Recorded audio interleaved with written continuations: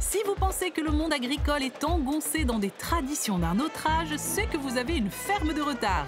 Aujourd'hui, l'agriculture est moderne, de plus en plus durable et même connectée. Pour s'en convaincre, quoi de plus simple qu'un petit tour dans un lieu que l'Europe entière nous envie.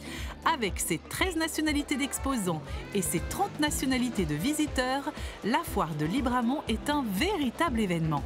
C'est une très grande fierté de la Wallonie, c'est une grande carte de visite aussi à l'international. L'agriculture wallonne, elle est très vertueuse. On parle ici d'agroécologie, on parle d'agriculture bio, on parle d'agriculture conventionnelle, on parle de conservation des sols.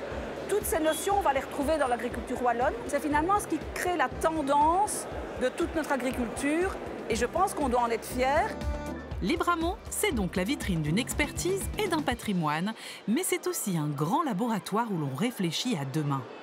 On a un pôle important qui est lié au biosourcé, biométhanisation, les filières chanvre et lin qui sont en train de monter. Parmi les grands changements dans l'air du temps, on s'éloigne d'un modèle parfois trop intensif.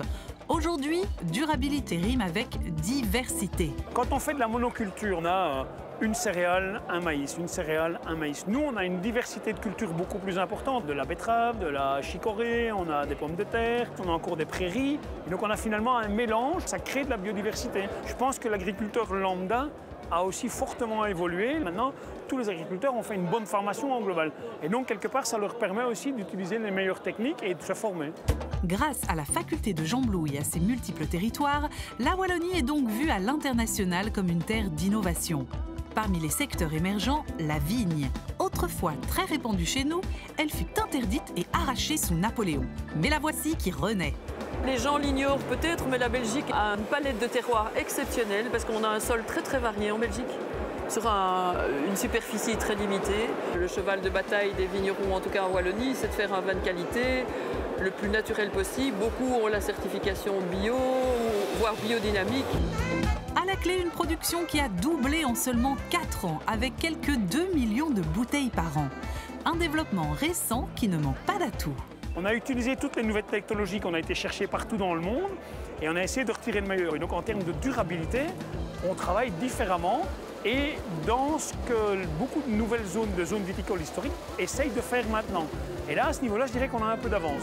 Une autre tendance où nature et technologie font bon ménage, l'agriculture connectée, notamment pour l'élevage via des colliers collecteurs de données. Ce qui a démarré beaucoup au départ, c'est la détection de chaleur. La vache, elle a eu son veau et donc il faut pouvoir observer son cycle et voir les premières chaleurs et puis savoir quand c'est la bonne chaleur pour pouvoir inséminer la vache. On s'oriente de plus en plus aussi vers des systèmes de suivi de santé de l'animal.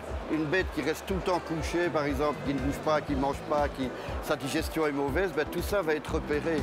Avec ses 700 exposants et ses quelques 200 000 visiteurs sur 4 jours, Libramont reste un incontournable du monde agricole.